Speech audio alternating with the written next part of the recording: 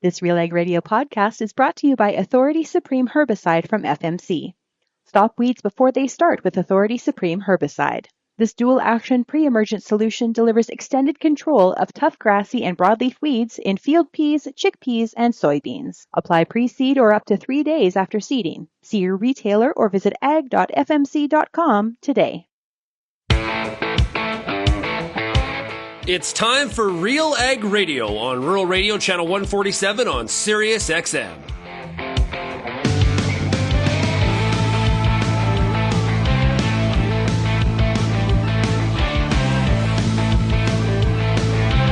RealAg Radio and RealAgriculture.com is your home for insight and analysis of the issues that are impacting your farm business.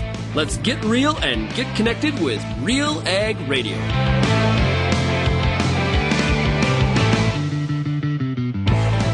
Welcome to RealAg Radio here on Rural Radio 147, Sirius XM. Shaun Haney, your host here on this Wednesday midweek edition of the show.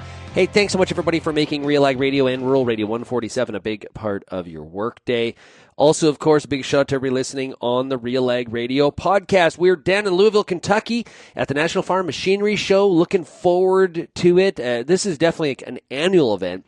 And what makes it really special is that over the past number of years, actually going back to 2013, we have been down at this show with Syngenta Canada. And we've done a whole bunch of unique things over the years with their customers. We've done a live recording of the show in front of an audience. We've done some private speaking events like we did last night, which was a lot of fun. It was great to be able to interact with some great farmers from Ontario on the eastern side and on the southwestern side.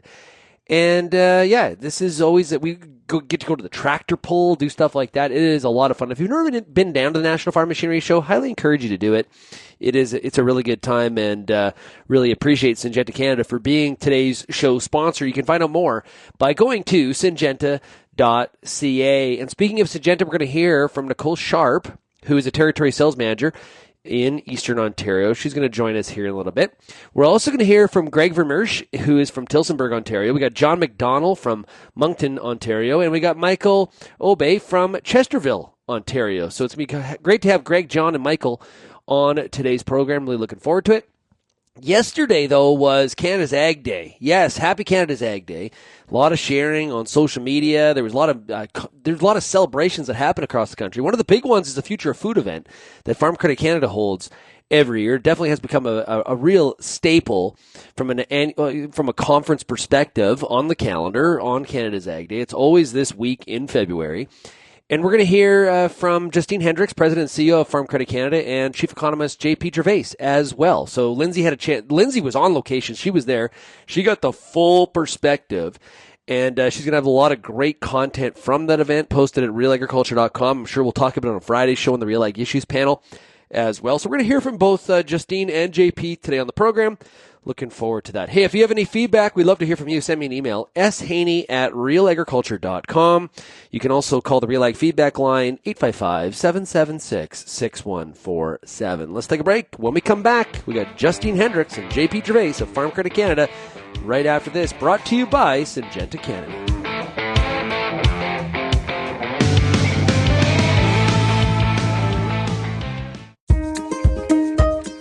At Alliance Seed, our premium varieties of wheat, durum, barley, and oats are crafted to fit the unique needs of your farm. By choosing Alliance Seed, you're selecting reliable seed that enhances your production potential and boosts your bottom line. Discover how our top-performing seed products can elevate your fields at allianceseed.com or call us at 1-877-270-2890. The Canola School on RealAgriculture.com is your one-stop shop for everything a canola grower needs. Check out our free video series on YouTube for all the latest in canola agronomy, research, marketing, and more. Don't have time to watch? Download the podcast version of the Canola School on RealAgriculture.com or anywhere you download your podcasts. Stay on top of all things canola with the Canola School on RealAgriculture.com, brought to you by BASF and Invigor Hybrid Canola. I'm Lindsay Smith from RealAgriculture.com. Join me Monday nights for The Agronomist, a 1-hour live and interactive show broadcast across YouTube, Facebook, and X. Monday nights at 8 p.m. Eastern I host expert agronomists from all over the country to give you answers to some of the toughest agronomic questions. Join us live or catch the replay Tuesday morning. That's The Agronomist with me, Lindsay Smith, Monday nights live at 8 p.m. Eastern.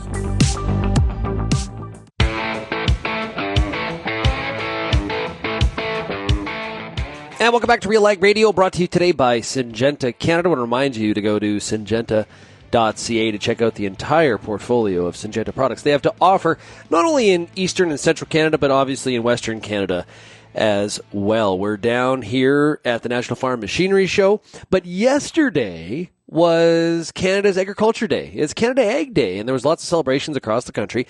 One of the main ones was hosted by Farm Credit Canada in Ottawa. It is an annual event. The who's who all get together to celebrate what is Canadian agriculture and all it has to offer, not only Canada, but customers around the world. Lindsay Smith of Real Agriculture was on site, and she had a chance to catch up with Justine Hendricks, President and CEO of Farm Credit Canada.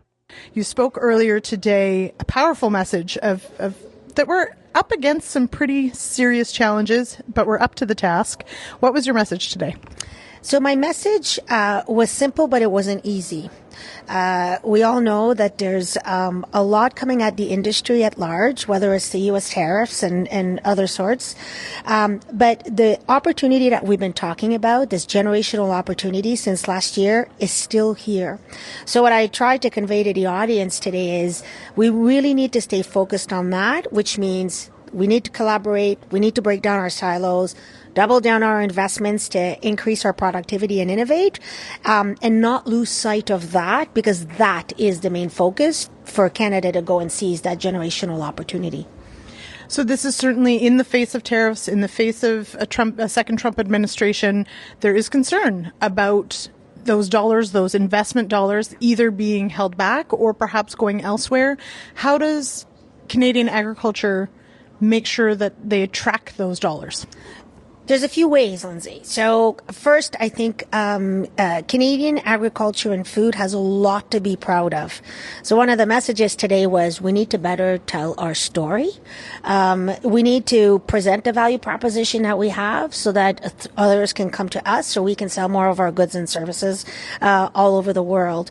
One of the issues I think we need to work on is a little bit about that reliability, right? So that is a question I think that's top of mind. So yes, the tariffs are around us, but when folks from the industry are going around the world and selling Canada, being able to sell it with lots of stability and predictability is a theme that I think is an opportunity for us, which means what do we do here domestically? And there's been lots of talk about it, right? Things and themes that have been around for years. Interprovincial trade, like what are we doing for our trade enabling infrastructure? All those elements, now's the time more than ever. It may be one of the best gifts that we've received to be able to make them happen, because that's what's going to make the difference and keep us focused on the medium to long term. Mm-hmm. Now, this is, of course, as you mentioned, I mean, this is an annual event. A few years now of making this presentation, of bringing this group together. What for you is some of the most rewarding parts of having this group of people come together? So so what I love about it is that in one room, we have almost 800 people that represent the entire Canadian agriculture and food industry. But what I also love about it is actually the timing of the year. So, it's still early, it's February, we're all here to gather and actually to pause for a moment and celebrate what we do each and every day.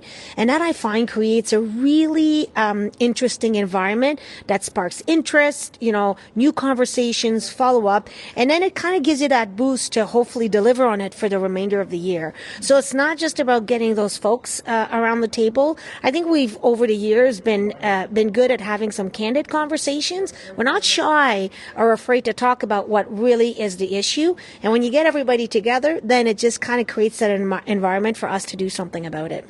Now, FCC also has made moves into the venture cap space. How has that gone? So it's gone pretty well. So I did share my comments this morning, right, that since April of last year, we've underwritten about 50 transactions. That doesn't mean that they're all yeses, but we've actually put in to the market about 148 million. But our target, which is the one we're really excited about, is we want to be able to put of direct equity investment about 1 billion by 2030. That, my dear Lindsley, is huge. But the team sees the opportunity. We commented that back in 21, I think there was 270 million of investment into ag tech in Canada, and it should be minimum 3 times of that. So FCC, we want to play our part. Absolutely. All right. And as you said, it's the pause, it's the come together, and then off we go for this season of work. What will be on your docket in the coming weeks? So there's a couple of things for FCC. So as I said to the audience this morning, we're going to deal with the tariffs, that like I'm sure of, and FCC is going to be ready for it. But 3 areas where we're really focusing on this year. One is around data. So the audiences have heard me talk about telling the story. We need to capture that data to better tell the story. The other one, that message that I shared, was around partnership. And I always go back to the fact, like, there is a huge opportunity, but doing it on your own is not the solution. So we are eagerly looking for new partnerships, whether it's to partner around a new technology or how we do financing and things like that. And the last one, which I think is essential because it ties into the productivity gap that JP Gervais, our chief economist, talks about, is the reduction of adoption of new technology. So we need to do a way better job of getting new technologies to market, and we need to de-risk that for the farmers and the producers. So those, I'd say, are the 3 big things that we're really going to focus on this year. That's an exciting year. It is indeed. Thank you so much. Thank you. I'm also going to play for you here a portion of the conversation that Lindsay had with Chief Economist for Farm Credit Canada, JP Gervais. Been on this show quite often. He chatted with Lindsay about the productivity gap in Canada. So everything is a matter of perspective, but we do have a gap, right? Because if you look at the rate of growth, we're more and more productive every year, no doubt. But the pace at which we're growing this productivity is slowing down, no doubt again, right? So whereas we can say that we're best in the world in terms of a lot of different things, whether it's food safety, quality of the products we grow on our farms and so forth, at the end of the day, our productivity growth is slowing down. And that gets us in a position that we're not yet just able to capture a lot of the opportunities that are in front of us in terms of growing our food production, meeting world food demand, and so forth. So there's really a gap in a sense that we're not growing our productivity fast enough because the world needs more of us, basically. It needs more of what we're growing on our farms. And to meet that future demand, we just need to be, raising a little bit the pace at which we're being more productive. So what does that look like in practice? Well, I always say there are 3 things, right? So I'm glad you asked. 3 things. One of which is efficiency, right? So not even thinking of scale, just look at whatever you use on your farm and the inputs that you bring in, whether it's seed, chemicals, and so forth. And then can you just combine these inputs to actually produce as much of using fewer of these inputs, right? So there are always efficiency gains to look at in your farm. Sometimes they are small, but if you start to add them up, sometimes it can actually generate a bit of profit. So that's one thing. But the low-hanging fruits are gone, right? We're mostly very efficient on our farm. So the second thing is scale. What can we grow? Right? Can we bring technology? Can we bring in more land for sure, obviously, but then also more technology, whether it's equipment, whether it's, how we feed animals and so forth, robotics, automation and so forth, to actually scale up production and meet some of that growing demand that I was talking about. And then third, which is the really most significant source of productivity growth, is innovation. We need to innovate more. We need to bring more innovation. We need to look at the regulatory environment in Canada. By all accounts, right? If you look at the OECD, for example, our index of product market regulations to speak that, how competitive we are with regards to innovation, we're 25th out of 38 at the OECD level. So that's not good enough. So we need to speed up innovation, and then you can do it upstream, when you think of the entire supply chain, and you can do it downstream as well, trying to bring more value add, which will benefit growers and farm operators as well. So its bottom line is efficiency, scale, and innovation that I would say would lift our productivity back to where it was. I know that right now we're quite focused on what's happening with the U.S. and our relationship, our trading relationship there. It is still an incredibly important one. It will continue to be. But one of the key benefits to the U.S. market is there's rail, there's trucks. We don't have to worry about pushing things through port so much. Canada still has a logistics problem. So if we increase our productivity, is our infrastructure there to meet what we want to push forward? Probably not, right? So we have to think about that. So first off, we don't want to give up on the U.S. It's such a big market for us next door. There's lots of positive about the U.S. despite all of the different dark clouds now that are above, the relationship and so forth. We don't want to give up on the U.S. But also, it's a bit of a wake-up call for us to think about other markets. Now, diversification is really easy to say, but in practice, it's really difficult. So for sure, when you think of our ability to actually export in other markets, I always say, we focus on trade agreements and stuff, and for sure that matters a great deal, but I always say it starts on our farms, right? The ability for us to be competitive on our farms, whether we, again, just raising productivity, scaling up, bringing more innovation and so forth, will have a major impact downstream in terms of our ability to sell in third markets.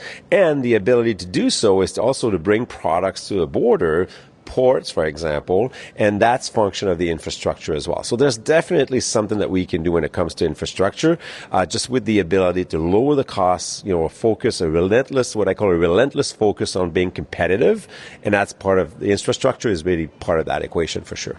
How much of that then is an answer to what's happening with the uncertainty out of the U.S.? Is that a key part for you think, from an economic perspective of focusing on our own positives? Absolutely. So you need to focus on what do we control, right? So we can actually look at our own regulatory environment, make sure that we bring more innovation, looking at different capital solutions. So it's all of us, right? It's not just farmers or farm operators and food processors that are actually carry this responsibility. It's the entire ecosystem. That includes financial institutions like FCC. So that's one thing. Second thing is that absolutely you have to look at the span of different solutions, because it's not one thing that will make us successful, kind of decoupling a little bit from the United States, realizing that we'll never fully decouple. That's just too big of a market. But at the end of the day, the more we can do on our farm and in Canadian ag, the more we'll be able to grow outside of our own borders, right? And then getting into the third market. So to me, it's really just a system. We have to have a system kind of lens to all of this. It's not just the responsibility of one sector, but it's all of us, including government policy, to make sure that we have a regulatory environment that is conducive to investments and innovation. All right, JP, thank you. That's always a pleasure. Thanks. Make sure now and through the weekend you check out RealAgriculture.com and you're subscribed to our emails. You can do that by going to RealAgriculture.com/subscribe to make sure you get you get a chance to hear all the great content and interviews that Lindsay did at the Future of Food event celebrating Canada's Ag Day in Ottawa on Tuesday. Okay. Like I mentioned, today's show is brought to you by Syngenta Canada. And coming up next, we're going to talk to Nicole Sharp. She's a territory sales rep in Eastern Ontario. We'll be back right after this. If you're applying a low-rate N stabilizer, you might be falling for a losing strategy. Low-rate products promise great results, but may lack the potency of higher active ingredient concentrations, so great isn't always what you get. Don't put yield at risk. Put your trust in proven solutions. Anvol Nitrogen Stabilizer, Super U Premium Fertilizer, and Tribune Nitrogen Stabilizer from Koch Agronomic Services. These products offer higher active ingredient concentrations imitator brands can't match. See the difference at defendyourn.ca. Looking for proven performance in wheat? Lima Grain Cereal Seeds has you covered. With locally adapted varieties bred across key growing regions, LCS delivers top-tier genetics for winter and spring wheat. In 2024, LCS farmers swept 12 national wheat yield contest categories and won the Bin Buster Award for the 4th straight year. Learn more by going to limagraincerealseeds.com. Get all the information you need to keep your pulse crop healthy and profitable with the Pulse School on RealAgriculture.com. The Pulse School is a free YouTube video series covering agronomy, research, and more across a host of different pulse crops.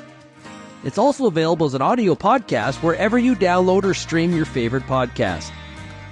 Check us out on YouTube or visit RealAgriculture.com. The Pulse School, brought to you by BSF Canada.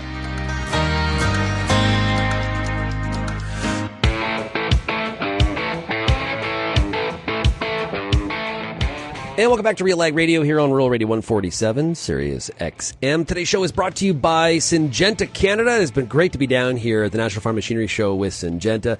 Always fun to go to the tractor pull. I remember one year they had T-shirts. Full pull, the hashtag full pull. It was really cool. It's always a great time. If you've never been to an indoor tractor pull, it's something for your ears, everybody. It's a pretty old school arena. It's actually where the Kentucky basketball team, or the Louisville basketball team used to play way back in the day, connected right to where the farm show is. It's always a fantastic night, and looking forward to it indeed. Okay, speaking of Syngenta, we're joined right now by Nicole Sharp. Nicole, how's it going? I'm good, Shaun. Thanks for having me on. Yeah, okay, so what do you do at Syngenta? Yeah, so believe it or not, I'm the territory sales rep out in Eastern Ontario for Syngenta. So I get to hang out with a lot of retailers and great customers, and we have a lot of fun. Yeah, so I guess what drew you into this kind of role, working with farmers, helping them make decisions of the farm from an agronomic perspective? You're probably sometimes a part-time life coach, a lot of stuff happening, and trying to get to know your customers the best you can. So what drew you to this? Yeah, I suppose my title is territory sales rep, but I kind of wish it was territory service rep. I love, helping where I can and just being a part of it all. I think it's incredible. I think it's a very humbling industry to be in, and just having the ability to take part, I think it's awesome. Yeah. Okay, so you got a lot of customers down here from your territory too. We're going to have one of them, Mike, on the farmer panel here in a little bit. I had a chance to have supper with him and some of his neighbors last night, which was a great time. The Syngenta Hospitality Suite here was right full last night. A lot of people talking about the year ahead. There seems to be a little bit of lift in some of their sentiment and their thought. What are you hearing from your customers right now that are here or back home? Yeah, well, I think we're still maybe riding the highs of the last couple of years, if that's fair to say. We've had some incredible yields for the most part across my territory. And so it's been really great to see, Shaun, when we've had these incredible years, where has the investment gone into on the farm to help get us improve efficiencies and just help us get through these maybe tighter years to come. So whether that's new grain bins going up, whether that's improvements on sprayers or new shop to be built to bring all the equipment in at once, save some time on the road, etc. There's a lot of great investment happening on the farm. But then, thinking about 2025, we may not have that as much of an ability there. So it's just part of the conversation of, okay, how are we going to, or what can we do from a management perspective to ensure that maybe without knowing what the weather is going to bring, can we still influence that yield and make sure we're becoming successful at the end of the day? Yeah, it's a great point. I've been talking to a lot of audiences across the country and, talking about, weather's a variable, obviously.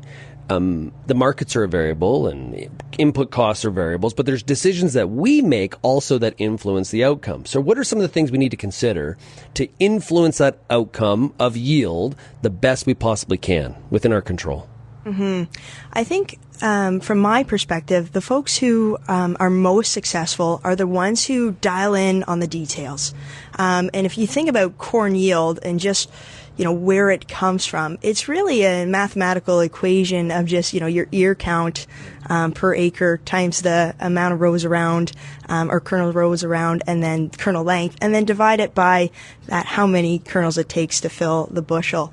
And it's trying to, can you, by a management decision, pull a lever that will help protect that yield potential, if that makes sense. So, we talk about the foundation acre a lot and how important getting that herbicide application is early season on, just to help set yourself up for success and prevent that yield loss from weeds and pressure. And of course, there's the resistance management side to it as well.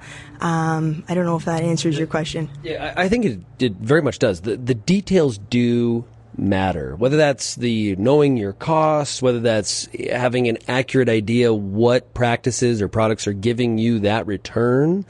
It's those, and it's the finer details. There's the details, and then there's the finer details. And I think that's where, when we do see a little bit tighter margins, we do see a separation in operations.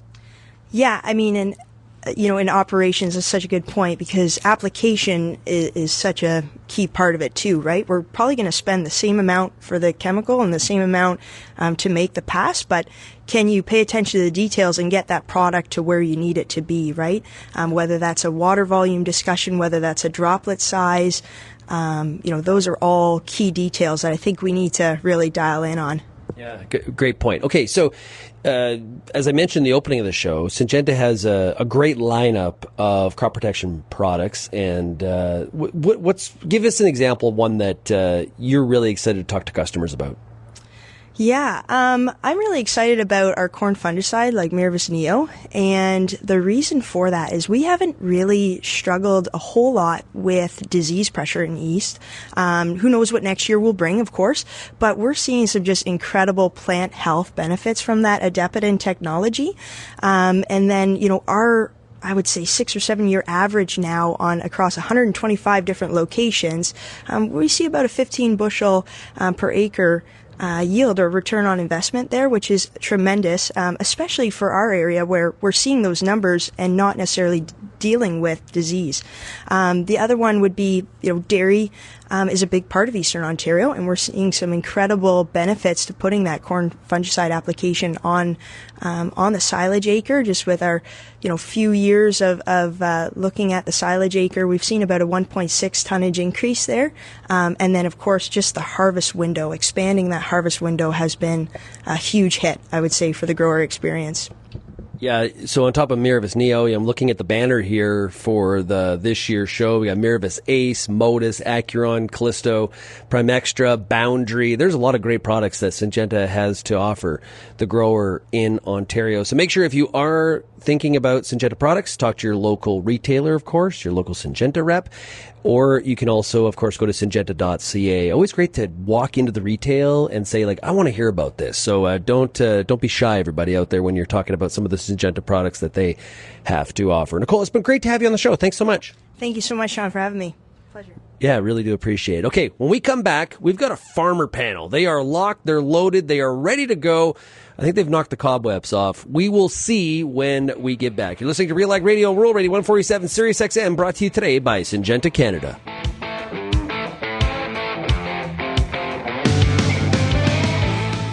Co-op knows your community because we live here too. Our teams are your trusted partners with a range of expertise to help support your entire farm operation. And we're giving back. In the past 5 years, Co-op has invested over $1.1 billion in the prairies through building, upgrading, and expanding local facilities. And we've returned over $1.17 billion to Co-op members in the prairies. Co-op, we're all building something for the future. Here for your farm, here for your family. Learn more at coop.crs/farm. There's power, and then there's superpower. Advancing the unstoppable superpower of pre-seed from New Farm. Take control. Eliminate weed competition and start clean in spring. Manage weeds early in canola, cereals, and pulses. Conquer, Goldwing, Thunderhawk, and Blackhawk EVO. Convenient formulations and multiple modes of action. Add more power to glyphosate, more benefits to your burn down. Go to newfarm.ca/burn down.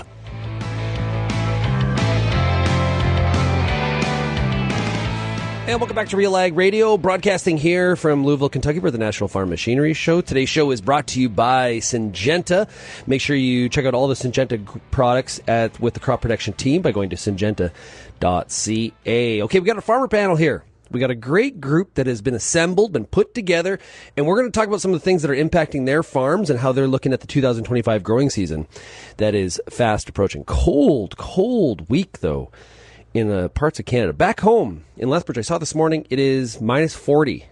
That is where Celsius and Fahrenheit connect. So it is mighty cold. It's chilly here in Kentucky, but it is not that cold. So we'll take what we got here. And looking forward to being down at the National Farm Machinery Show today on the grounds and check out also some of the new equipment and some of the technology and run into a lot of the Real Agriculture audience. So let's bring in our panel. Up first, we've got Greg Vermeersch. Right, Greg? I got that. I sort of messed that up a little bit. From Tillsonburg, Ontario. Hey, Greg, how's it going? Good. How are you? I'm doing great. So tell us about your farm. We're a mainly corn and soybean farm from Tillsonburg. We grow some millets, wheat, and rye in the rotation as well. Okay, and who's all in the operation? All the families in the operation, all the kids, all the in-laws, everybody. Yeah, Super fun. it's a good dynamic. Everybody gets along, so it's good. Good stuff. Awesome. Also, John McDonnell, who is in Moncton, Ontario. That's right. Okay, so John, tell us about your farm. Farm with family. We have a grain, grow corn, soybeans, wheat, a mixed operation. We have a nursery barn and just entered the broiler business as of last year. So what was the driver there? The price of land. Okay, so basically, if we're going to be paying this much for land, we got to add more value, or talk about that a little bit more. Harder to buy land, so went to the broiler business. Not a bad business to be in, to be honest with you. It has had some challenges, though, but it is a good business to be in. That's right. Yeah. Okay, also joining us is Michael Aube. Yes. We got that correct. From Chesterville, Ontario, on the eastern side of the province. Michael, it's nice to meet you. Likewise. Okay, so tell us about your operation. We farm, and just my wife and I and our 3 boys are at home, just starting to become full-time farmers in parts of East Ontario, Maxwell, St. Isidore, Chesterville, corn, beans, wheat, and we also have 3 elevators, two that we own and one that we rent. Look after, there's, it's 5 million bushel capacity.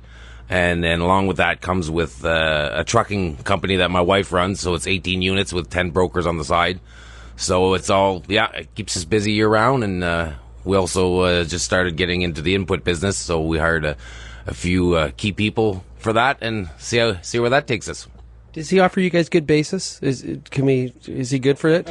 Is it? We're not sure. Maybe. What's that? We'll check it out. Yeah. I think we better keep our eye on this guy.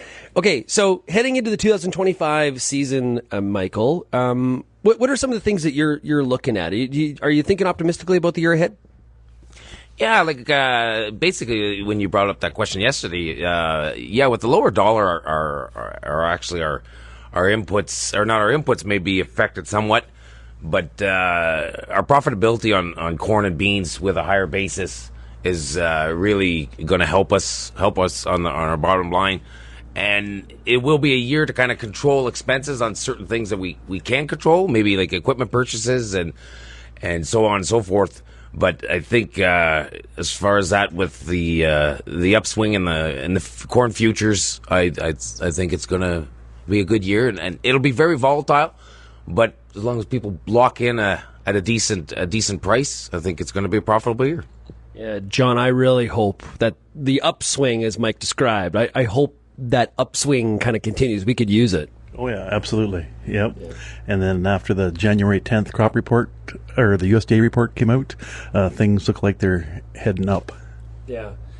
It's interesting how things that the last 2, 3, 4 weeks has sort of changed the mindset a little bit, I think. Like it's given it's not like we're free in the clear.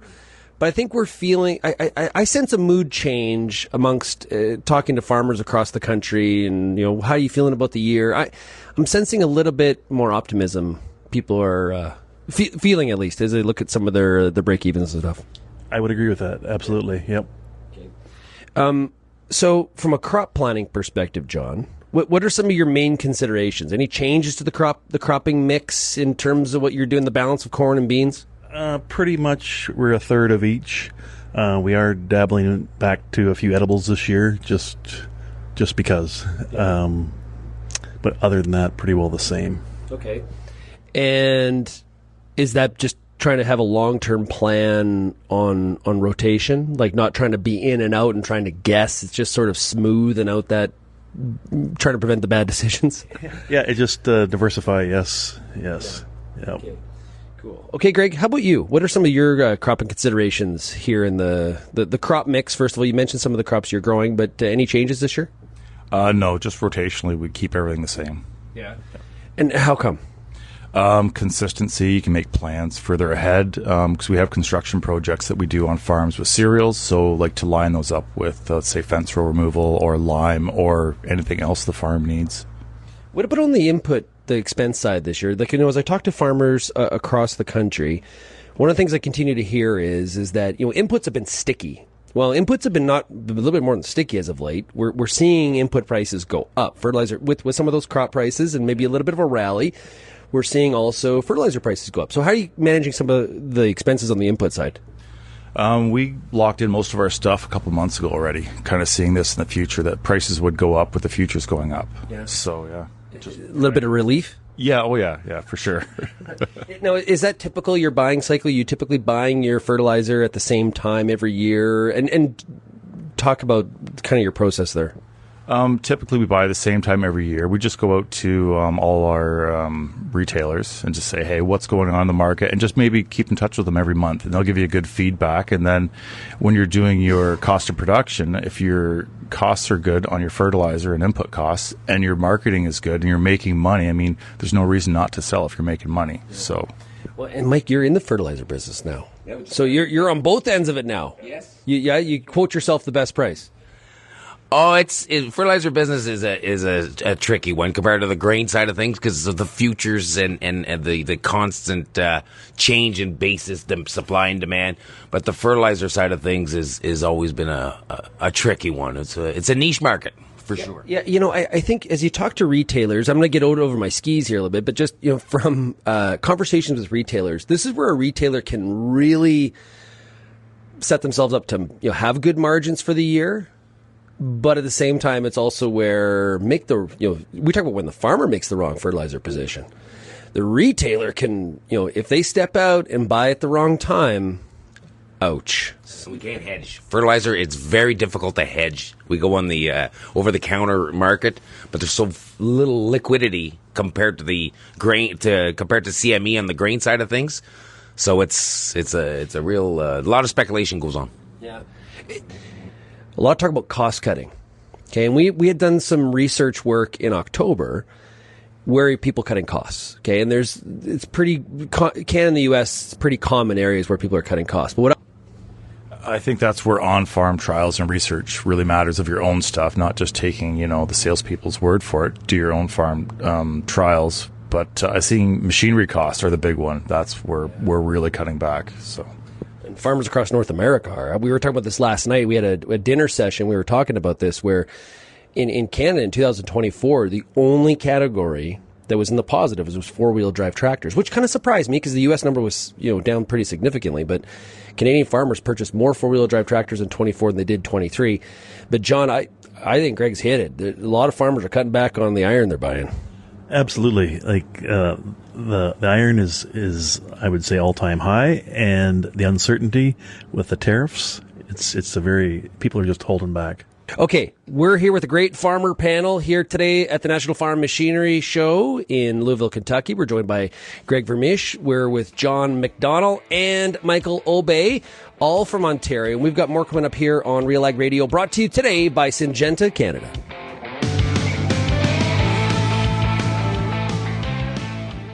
I'm the kind of guy who enjoys his freedom. Sure, I have a wife, kids, and a mortgage. But now I have new on-deck herbicide for wheat and barley. Thanks to a unique combination of actives, it delivers both superior control of tough weeds like kochia and proactive resistance management with, listen to this, complete rotational freedom. You can't tie this wild stallion down.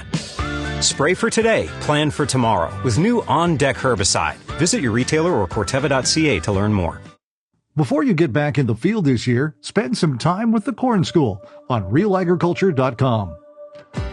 Get all the information you need on hybrid selection, planting depth, crop inputs, and more from a wide range of industry experts. A massive library of video content is available on demand when you need it most. Spend your time outside of the field, inside the classroom, with the Corn School on RealAgriculture.com.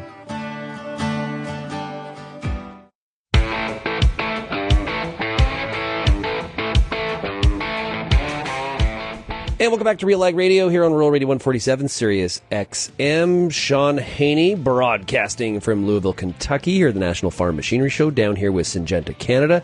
Big thanks to Syngenta Canada for being our show sponsor here today. Make sure you go to syngenta.ca. Okay, we got a great farmer panel here today to wrap up everything we've been doing here in Kentucky, and we've all been pretty disciplined. We haven't had too much bourbon. We have been good. I don't know about tonight.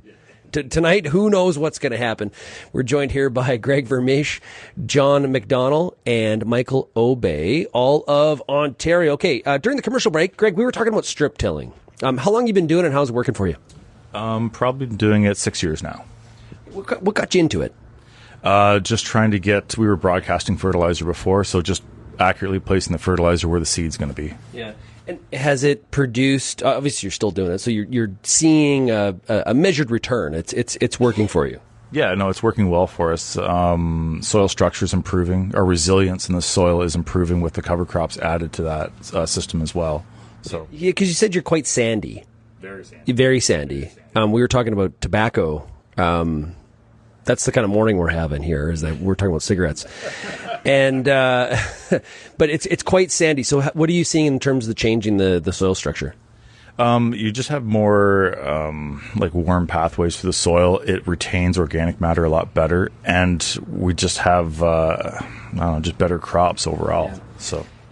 And John, you've worked poultry into your operation, so you are seeing, I'm sure, the benefits of poultry manure. What kind of differences have you seen from that aspect? So we're fairly new on that side of it. We haven't even started to spread the poultry manure yet, but look out, yields! Here we go. But we are cover crops on a third of the acres in a rotation, a 3-year rotation with cover crops, and yeah, we try to maintain or increase that organic matter. Okay, so what do you do in cover crop wise? Because there's a lot of different directions. It's sort of like. It's the options and combinations. It's a lot of math. Ours is very simple. We harvest the wheat, like Greg said. We trim the bushes and trim the ditches and do any tile drainage repair, and then plant a very simple cover crop. It's normally just a one way, but we could possibly put a couple different mixes in there. Yeah. And it's just on the third of the acres where the wheat, and then that goes to corn next year. Any red clover? Not anymore. We just couldn't get a consistent stand with it. Well, you need to talk to Dan Petker. Petker is like the red clover whisperer. Right, Greg? Yeah. No, he puts it on a good rate and really early. I think that's his key. Yeah, and some wishful thinking. He's got. I think there's more to it. He's been very secretive about it a little bit. He's got some magic tricks. Well, I've interviewed Dan about it before. He's very, very sharp that way. Even like Peter Johnson talks all the time about you got to talk to Petker. Like he's the dude when it comes to red clover. Okay, Mike, what are you doing from a crop perspective? We talked about strip tilling. We got poultry manure. We're into land leveling, GPS land leveling quite a bit now. We bought our second unit. Because whenever that window, whenever we harvest the wheat, and we just go at it, last year I think we did 150 acres. It was 400 working hours on the tractor for 150 acres, just to remove all those imperfections from over the years, and it's really quite the tool now to be able to like just change the contour of some of these fields, and then retile. And remove tree lines and so on and so forth, and then our cover crops, whatever we can. Usually oats, peas. Definitely have to put a cover crop in after you land level because that soil structure does need to be solidified. Yeah, and land improvement, which I think becomes even more critical. We're probably seeing a little bit more of it maybe. That's entirely an anecdotal story because of the cost of the land. And so it's like I can't just go out and buy more. I've got to improve what I have. Because, John, we were talking about land prices, and you win the land value bingo. $38,000 an acre in your area? That was the latest one, yes.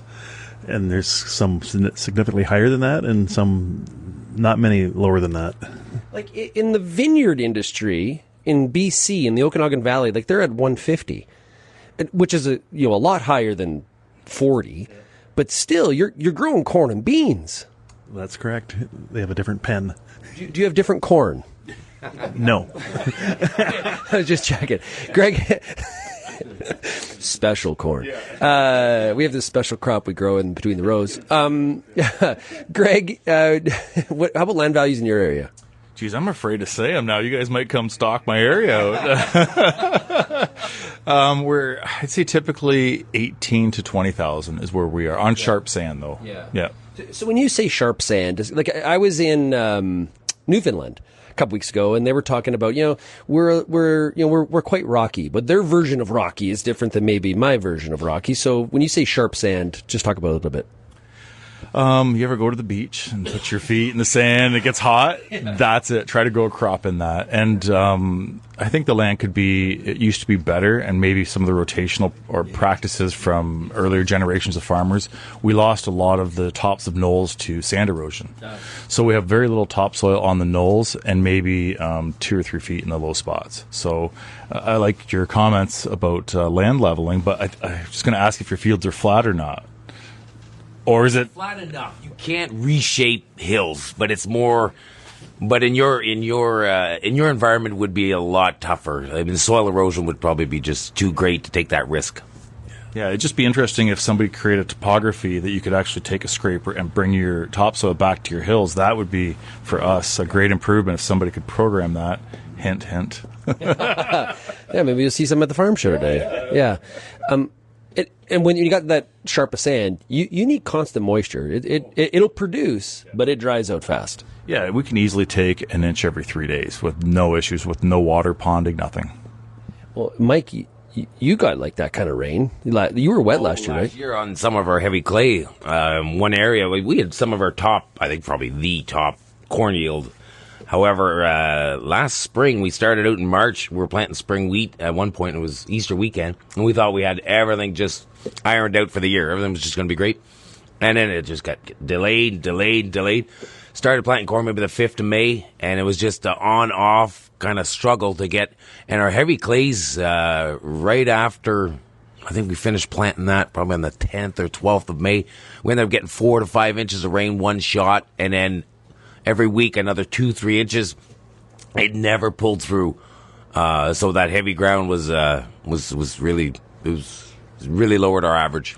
Yeah, that's the kind of rain that Greg needs on that sand. Yeah, all the time. I'll take it all the time. Okay, so we talked a little bit about the markets earlier and going up.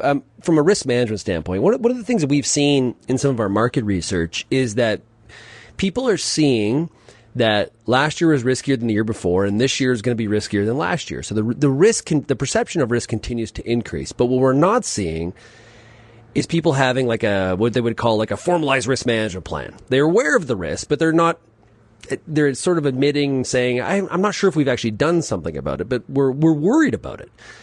What are some of the things you guys are doing to manage risk? What are some of the different things you're doing? Now, that could be hedging, that could be insurance, that could be diversification. There's a lot of different ways to do this. What are some of the things that you guys are doing? Anything come to mind? John's like poultry. It's that poultry operation. So yes, we do crop insure every acre, so that's one thing, and incremental selling. Like Greg said, have the fertilizer bought, especially with that threat of tariff coming up. So we're 100% on fertilizer purchase. Yeah. How about you, Greg? Same thing. We hedge the markets a bit, sell every month. Just try to sell above, a loss, really. Yeah. Mike, I'm interested in you. Are you selling incrementally through the year, or are you taking big swings? You seem like a swing guy. Yeah, I do. Yeah. Oh, yeah. I think everybody had agree on that. Okay, be careful, everybody. So it's I handle so much grain for so many other customers, and I'm a true hedger when it comes to that. Not 100% hedger, but I'm on the currency side. I deal with a company called StoneX, Bowling Green, Ohio. And work closely with them. And that is the only way to kind of survive handling that much product and that much money, the flow of money. I used to be a commercial banker for RBC. And again, that side of things, interest rates. I just love my 2-3 years. Lock in, move on. And again, that's I love having 2-3 different businesses to always kind of be generating working capital, to not solely relying on the crop side of things. Yeah. That makes sense. I like it. I appreciate you guys sharing some insights there. Okay, let's finish up with policy and regulation. Are there any government policies or regulations impacting your farm business decisions for the coming season? You know, I had said last night, farmers hate regulations, right? I got to do my business. I know what my business is. I'm thinking sustainably. I maybe don't need somebody in a suit showing up and telling me how I should be doing it. I'm kind of generalizing, but I think that's the prevailing attitude in farm country. Are there regulations out there that are a concern or bothersome from your perspective? Mike, what comes to mind?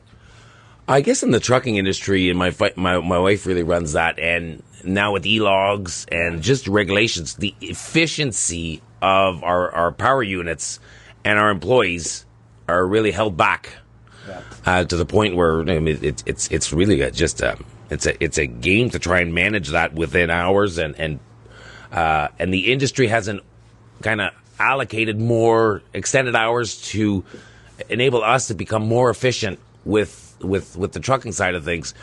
I'm glad we're not unionized back home, because there's a lot of ag industries now where overtime, and there's fertilizer companies that after 40 hours, it's overtime, and it just does not coincide with the true the true meaning of what we do in ag. Yeah. And I think that's probably the biggest kind of worry going forward in this industry. Is there still a premium out there for older power units, like pre-Tier 4?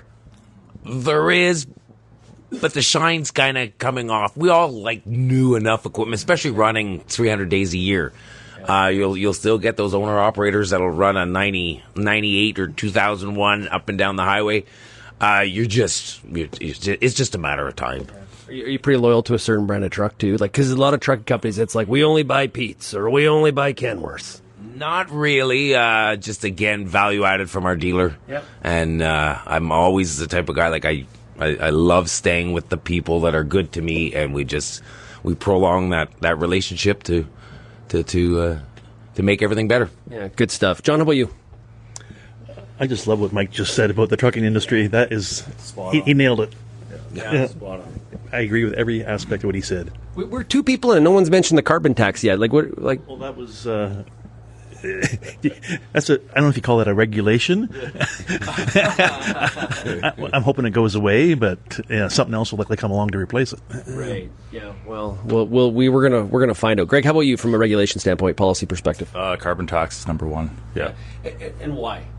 It just makes the biggest impact on your business plan with natural gas for all the drying corn. And I agree with Mike, though, too. The transport truck industry with the e-logs, and we find you have to keep a little bit newer equipment to retain drivers longer. They're not going to want to drive old stuff, even though the old stuff may not break down as much and it's more beneficial for the business. It's just harder to keep drivers in older gear. So, you got to pay those extra bills just to retain good staff sometimes. Yep. So it's that give take. Yeah, some farmers say that about trying to hire farm labor too, right? Where, hey, if you're running older equipment, it can be sometimes hard because people want to drive some of the new machines, stuff like that. So there's some similarities there for sure. Well, gang, this has been a lot of fun. I told you it would go fast, and it did. We survived. We made it through it. We got to tackle the farm show now. So I really appreciate you joining me here today. Greg, it was great to see you again. Yeah, it's nice to see you too, Shaun. Absolutely. And John, it's nice to meet you. Yes, absolutely, Shaun. Yeah, it's going to be. You listen to the show all the time. You told me. Not all the time. Okay, enough, John. It's okay, John. This is the part. John, this is the part where you say all the time, Shaun. All the time, Shaun. Quite often. I like it. I like it. Good stuff. And Mike, it was great to sit with you at supper last night. Great to meet you. Yeah, we had a great night, and we're going to really enjoy this farm show, and looking forward to it. Absolutely. Well, I want to thank Syngenta Canada for being the host and the sponsor of RealAg Radio here today. Really do appreciate it. It was great to have Nicole Sharp here on the show. We also heard from Justine Hendricks and JP Gervais from Farm Credit Canada from Canada's Agriculture Day yesterday. Really do appreciate them joining Lindsay Smith. I want to tell everybody to make sure you go to syngenta.ca. Talk to your local retailer about the great, sweet portfolio of Syngenta crop protection products. Thanks everybody for getting real and getting connected with RealAg Radio. We'll chat again tomorrow. Cheers, everybody.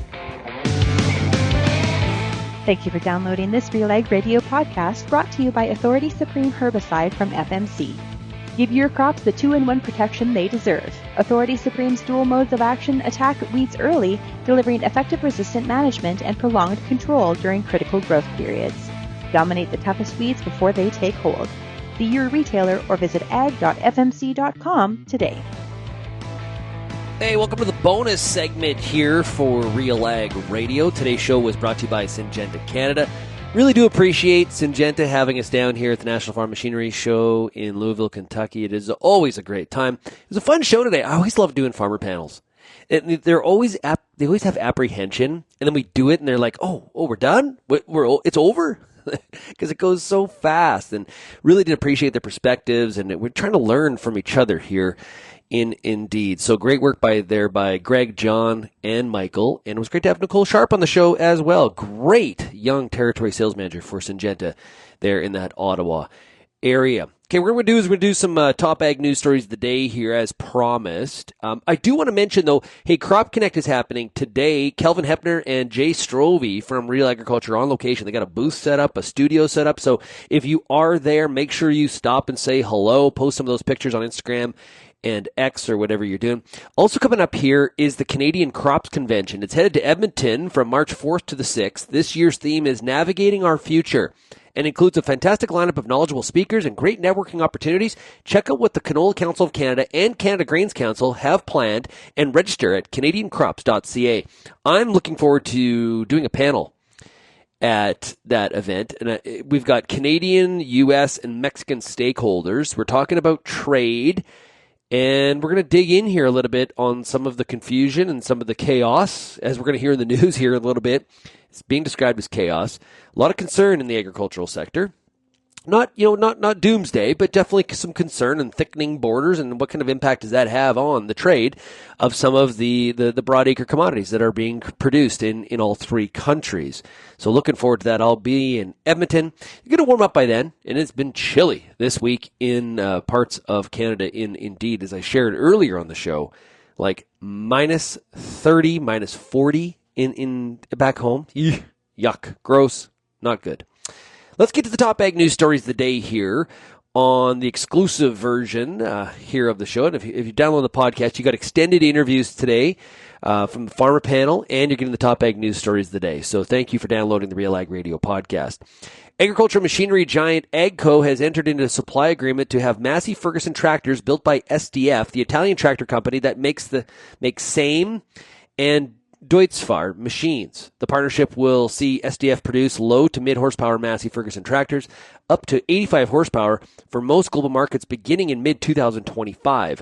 AGCO says it expects the refreshed Massey Ferguson portfolio will help boost its market share in the utility tractor segment. More on that story is posted at RealAgriculture.com.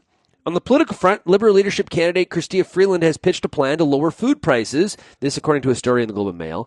She's tackling a key part of the cost of living issue that plagued her for so much of her time as Minister of Finance. Her affordability plan includes a promise to cap profit margins for grocers on essential items, including eggs, milk, vegetables, and baby formula. She's also promising to outlaw shrinkflation, the practice of making containers slightly smaller so consumers barely notice that they're paying the same for less, and to overhaul the Competition Bureau to end deceptive behavior and impose zero tolerance for bad actors. Zero tolerance. So increasing the regulatory side, I'd have to dig a little bit deeper if she mentioned her thoughts there on the. I would assume the Grocery Code of Conduct is possibly also weaved in here. If I'm Freeland, I've been telling audiences in my presentations and keynotes that if I'm Freeland, I think she needs to go after Carney harder. I really think she does. I'm not sure the gloves are off quite yet here on this Liberal leadership race has been a little bit civil. And I think they got to drop the gloves a little bit. And I think Freeland has an opportunity to do that, to talk about how the Trudeau support of some of the key MPs that are going to be rerunning are supporting him. He is the establishment. I would be going after it harder if I was her. Also, I'm sure we're going to hear some commentary on putting a cap on profit margins for grocers when it comes to eggs and milk and baby formula. you got to think someone's going to be asking, does that also mean a cap on profits for farmers that are producing some of those commodities as well? And that's going to be an ugly discussion, but we're not far from that. If we're willing to talk about it with grocers, you'd think they're going to be talking about it with farmers eventually, potentially. I'm not saying they should. I'm just saying that that's where the narrative is going to go for some people out there. The other part of here, if we're talking about capping profit margins for grocers on some of the essential items, not to say that we want to see, fleecing and people taking advantage of people, especially on those essential items, but at a time where we heard so much from this government about attracting new grocers, new competition in the market, boy, did that get quiet. Did that ever get quiet? And I am not surprised. Not surprised at all. It's a country of 40 million people spread laterally across the country on the second largest landmass in the world. And you can't do a hub and spoke. It's really difficult to make money in this market on something like when you need distribution, like on groceries. So not surprising that went absolutely nowhere. Now, on the U.S. side of the border, U.S. consumer prices increased more than expected in January, according to the Wall Street Journal. This reinforces the Federal Reserve's message that it has no rush to resume cutting interest rates amid growing uncertainty over the economy. The Consumer Price Index jumped 0.5% last month after gaining 0.4% in December, the Labor Department's Bureau of Labor Statistics said on Wednesday. Now, in the 12 months through January, the CPI increased 3% after advancing 2.9% in December. Economists polled by Reuters had forecast the CPI gaining 0.3% and rising 2.9% year on year.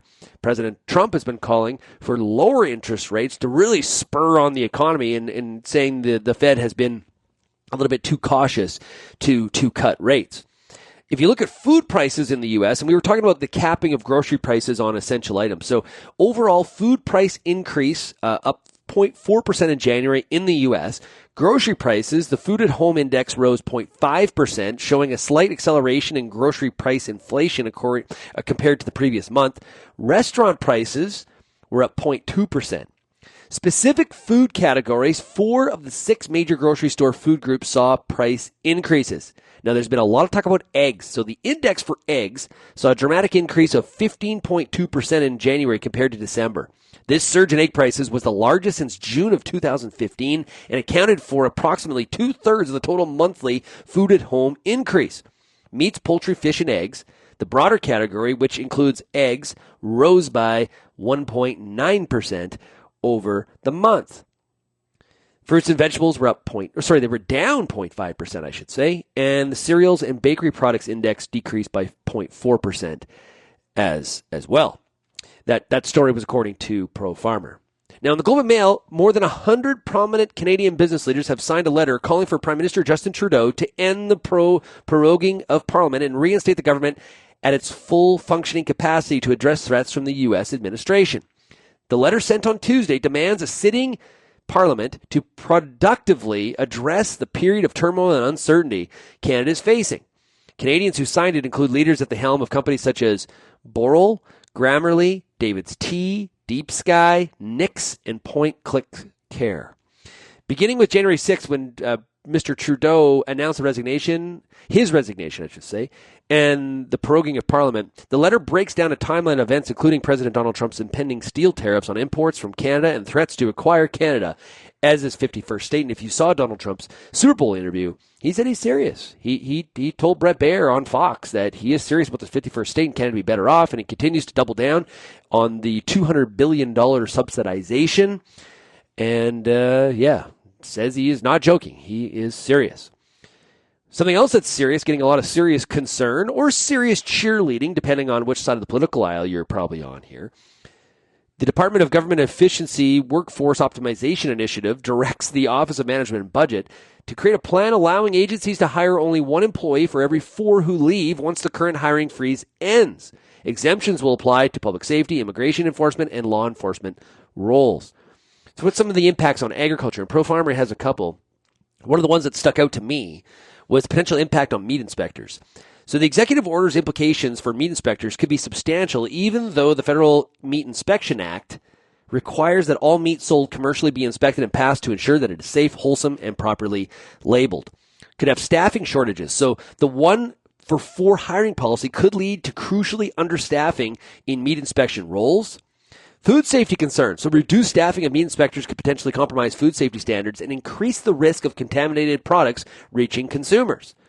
So they also note industry pressure. The meat processing industry may face increased pressure to maintain production levels with fewer federal inspectors present, potentially leading to safety shortcuts and a workload increase. Remaining inspectors may face significantly increased workloads, potentially affecting the thoroughness of inspections and worker well-being. This is one of the challenges here to navigate, is that they're looking for quick, so improving the efficiency of government, tall order. I'm not going to argue for Doge, against Doge, whatever. I'm interested in following what some of the outcomes are here.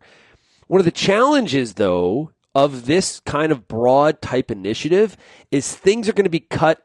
They're going to be cut in the things are going to get caught up in the wave, so to speak. That's probably the best metaphor to use. Right, a wave comes into shore, it pulls some of the sand back that, whatever, but it also can pull other things back that maybe don't want to be pulled back into the ocean. And that's kind of what's happening here a little bit too. Are we really thinking that we need to see a dramatic increase or decrease in the amount of available meat inspectors? Is that what consumers are asking for? I think this is a good example where Pro Farmers identified where I don't know, but they're looking for big wins, big gains in the cost cutting, and so it's a broad brush. This is a blunt instrument. So I think one of the things that I have taken out of this Doge cost cutting initiative is it's being pitched as a bit of a precision tool. We're using AI, and it's precision cost cutting. This is a blunt instrument. We're cutting departments, and I'm not going to argue for or against. I'm just saying we're cutting full departments, full areas of the government, and now we've got broad sweeping on what can happen from a hiring perspective with federal workers, and that may impact food safety. And so we've got to weigh, as consumers, I think you got to weigh the balance of that. Is maybe that's okay, maybe it's not okay. But good job by Pro Farmer to identify that. U.S. businesses struggle with uncertainty amid Trump's tariff policies. U.S. businesses are grappling with uncertainty caused by President Trump's shifting tariff policy, making it difficult to plan for the future. So we've been talking a lot about how all this impacts Canadian businesses and Mexican businesses. And I've been talking to audiences how I think the threat of tariffs is scaring some companies into thinking about maybe they need to relocate some of their manufacturing facilities, which is really the end goal and what President Trump is actually looking to have happen. Okay, so that is a real threat, and I think there's real outcomes there. The longer this tariff threat hangs over, never mind the tariff being actually implemented, it's just the threat of the tariff that is causing potentially some changes, structural changes that the U.S. is currently seeking. Now, there is some caution here from small and large business. A Minnesota sheet metal fabricator, has paused investment and hiring due to repeated changes in tariff policy. Meanwhile, a Pennsylvania-based office supplies retailer is negotiating discounts with Chinese manufacturers and exploring alternative suppliers in Vietnam, although concerns remain that Vietnam could face future tariffs as well. And then we got Ford CEO Jim Farley described the situation as chaos for the auto industry, while aluminum tariffs are already impacting companies like Coca-Cola. In other news, China's waning grain imports signal shift for global markets. Karen Braun, writing for Reuters, notes that China's role as a major grain importer is declining, signaling a significant shift in global agricultural trade. USDA has revised China's 24-25 grain import forecast, cutting expected corn imports to 10 million metric tons and wheat imports to 8 million metric tons, down nearly 25% from January projections and significantly below recent years. Braun notes this trend contrasts with a surge in Chinese imports during the early 2020s, when the country's corn imports peaked at 29.5 million tons. Much of this was driven by concerns about dwindling domestic stocks and spoilage. Since then, China has shifted its purchasing strategy, favoring Brazilian suppliers while reducing imports from the U.S. and Australia. Braun concludes that China's recent record-breaking corn and wheat harvests, coupled with slowing economic growth, suggest continued reduced demand for imported grain. She says global exporters like U.S. and Brazil may need to adjust expectations and focus on long-term trade strategies with other buyers. This is not well timed. China's maybe lack of demand or less need to buy is not going to go over well with some of the planned intentions of the Trump administration to really hold them to a new version, or maybe the old version of what we call the Phase 1 deal. It's not going to sit very well. I do not perceive that President Trump's going to really care that China doesn't need some of these commodities. You are going to take them, or else there's going to be tariffs. So this is watch out for that fight. That's going to be really interesting. And where does Canada fit into all of this? Is these readjusted trade flows? That's the other part. Prime Minister Trudeau has been over in Europe. He was at the artificial intelligence conference that was going on in Paris. We also saw VP JD Vance was at as well. A lot of world leaders were there, and also talking trade with some of his Canada's European partners, and trying to maybe reinstall some of those relationships as tariff threats continue. And Canada's not the only one here. I think every country has some sort of concern about tariffs.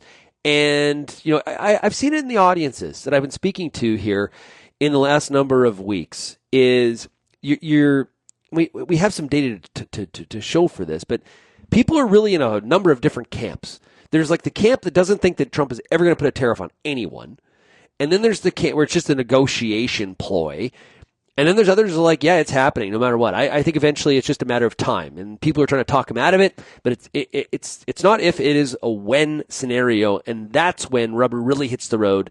And one of the things I was saying to somebody earlier this week is that in Canada, I've heard from a lot of the audience saying, hey, is there any voter regret yet for the chaos or perceived chaos of President Trump in the election? And the numbers are not showing so. His popularity is no different than it was the day of the election, according to some polls. What is shocking people, though, is the fact the Liberals, led by, if it is Mark Carney that wins the Liberal leadership, that lead that the Conservatives had, that was like 25%, not too long ago, is down to 9%, according to Nanos research. Ledger was out with a poll yesterday talking about it's actually an even tied race between the Conservatives and a Mark Carney-led Liberal Party. That gets the attentions of farmers when we're at our live events. Indeed. And if you are ever looking for a speaker, I don't care if there's 10 key customers in the room or you've got a conference where you're going to have 500. Please consider myself or some of the other Real Agriculture personalities to be a MC for the event, a moderator for a panel. Been doing a lot of keynotes here in Canada and the U.S. through the wintertime. So please keep us in mind and make sure you send me an email about your inquiry, shaney@realagriculture.com. We would love to have Real Agriculture a part of your event from the stage. We can also do a live recording of the show. That's a lot of fun, too. They are a lot of fun. I always enjoy them. Next week, I'm going to be down at the Top Producer Summit in Kansas City with Farm Journal. I'm going to be keynoting. Actually, I'm doing a current session, I should say, and then also moderating a panel on the main stage. So looking forward to that as well. So all of our American audience, encourage you to say hello when you see me in Kansas City at the Top Producer. If you have any feedback on today's program, we'd love to hear from you. Send me an email, shaney@realagriculture.com. Hope you enjoyed this exclusive version of the show. It is the top ag news stories of the day here in the bonus segment, and a big shout out to Syngenta for, of course, being today's show sponsor. Thanks, everybody, for getting real and getting connected with RealAg Radio. Of course, we'll chat again tomorrow. Cheers, everybody.